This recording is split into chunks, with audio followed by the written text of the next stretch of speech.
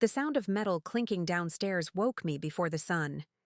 Greg was already at it, elbows deep in another car that couldn't wait. That's been our rhythm lately: engine noise, half-empty coffee cups, and silence thick enough to chew. Walked into the kitchen. A cardboard box sat on the table, filled with bolts, wires, maybe something electronic. I didn't know anymore. No label, just a folded note. Don't touch. No name, no context. My phone buzzed. Unknown number. Just one word. Soon? I stared at it for a second, thumb hovering, then locked the screen and tossed the phone face down. Everything felt tight.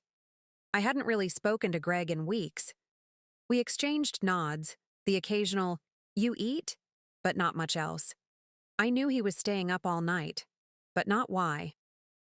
I knew he was angry, but not at what. And then that name popped into my head like a splinter. T. Brooks. I hadn't thought about him in years. But something in me said he was back, and not by accident. Amber called while I was neck-deep in registration. Forms and outdated warranties. Her voice slicing through the fluorescent buzz of the office like she lived in a different world entirely. She didn't ask how I was or if I had plans, just said I needed to get away, that I was turning into furniture and Miami was calling. I told her no without thinking, more out of habit than conviction, but she didn't give it space to land. 2. Late, she said. I already booked the ticket. Check your email. When I looked, there it was. Flight confirmation, seat assignment, even a rental car.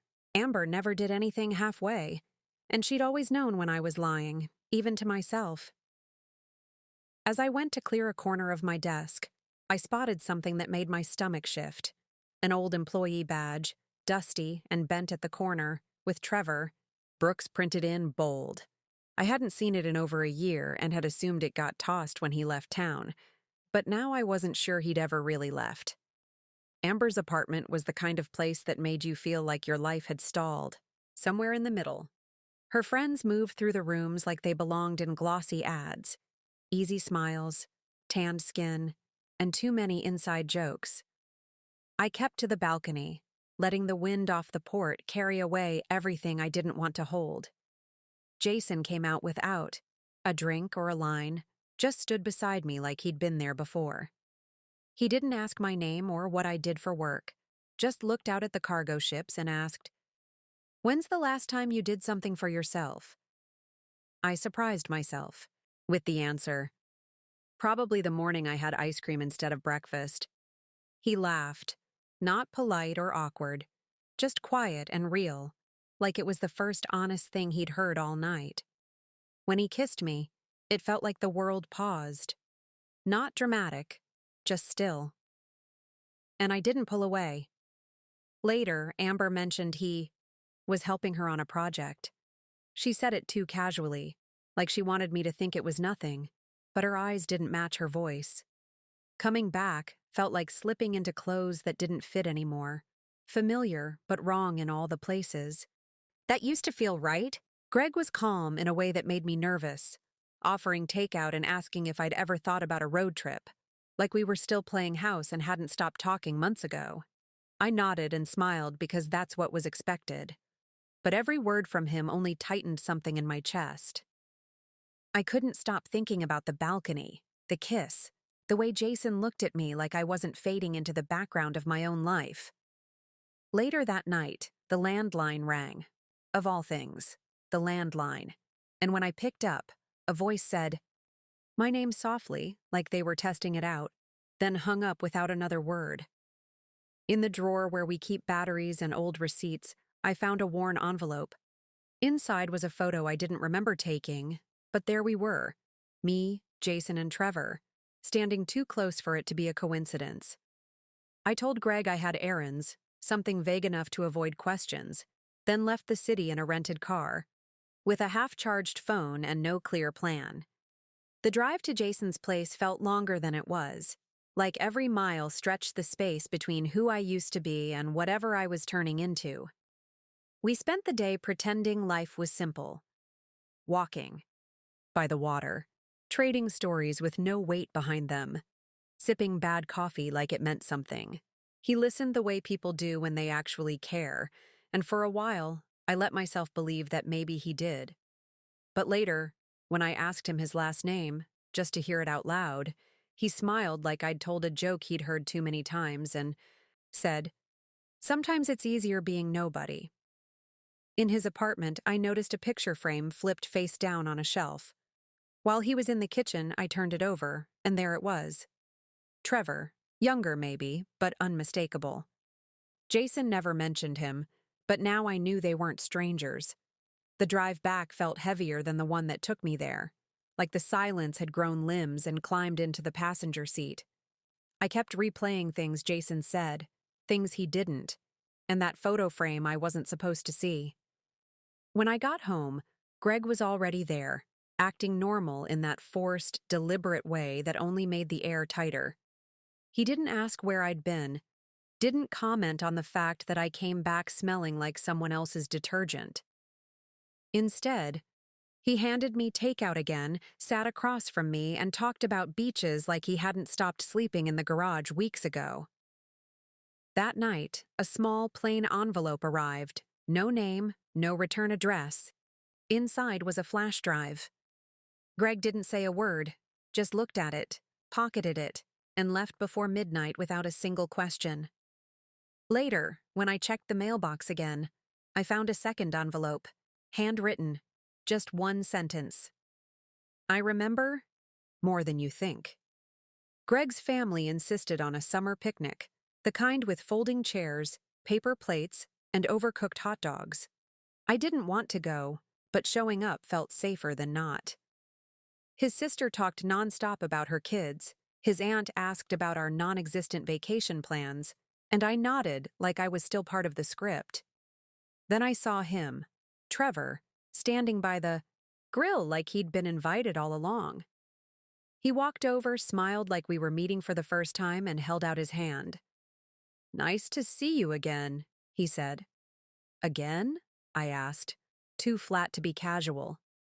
He leaned in, low enough so only I could hear. "Some meetings aren't accidents." I didn't know what to say, couldn't even look directly at him. Across the lawn, Greg was watching us, expression unreadable, still, like someone pressing pause in the middle of a movie. He didn't ask questions, didn't cause a scene. He just left early, without telling anyone goodbye. He hasn't come home since. I needed answers, or maybe just someone to confirm I wasn't imagining how far off the rails things had gone. Amber ordered drinks without asking and waited until the second round before finally looking me in the eye. I told her about Jason, not everything, but enough. The photo, the silence, the name he wouldn't give me. She didn't act surprised, didn't even blink, just stirred her drink like she was waiting for me to catch up. "You think you're being pulled into something," she said, "but maybe you've been in it longer than you realize. Sometimes you open a door you've been walking past for years. Just takes the right moment to finally push it." That's when it hit me. I hadn't been making choices. I'd been reacting, floating from one moment to the next, convincing myself I was in control while everything around me shifted without warning. She knew about Jason. She knew before I ever told her. And she'd been watching, not helping, just waiting to see what I'd do with the mess I didn't know I'd stepped into. The envelope was waiting on my desk when I walked in. Plain, sealed, no return address. Inside was a notice. Internal. Investigation, signatures flagged, inconsistencies traced back to me. My name printed on documents I never touched. Initials I didn't recognize. Everyone avoided eye contact, like I was already gone. I knew who did it.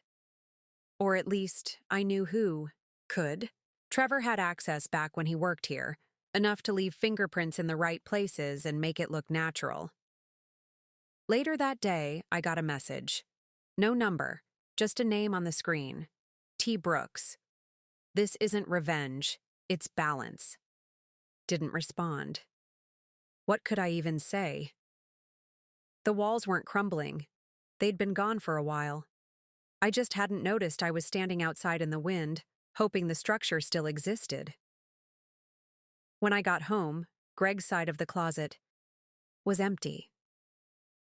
On the bed was a box with folded shirts, keys, and a short note. I hope you find what you're looking for, just not with me. The silence in the apartment wasn't peaceful. It was the kind that presses on your chest when you realize no one's coming back.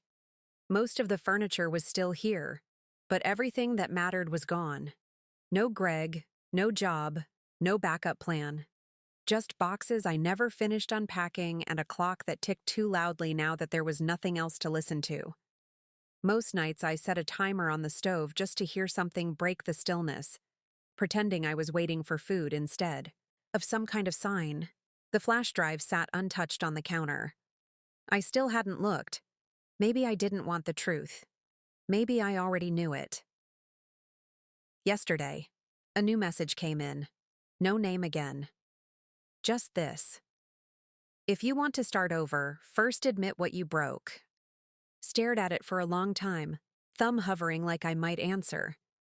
But the truth is, I wasn't sure there was anything left to fix, or anyone left to hear it.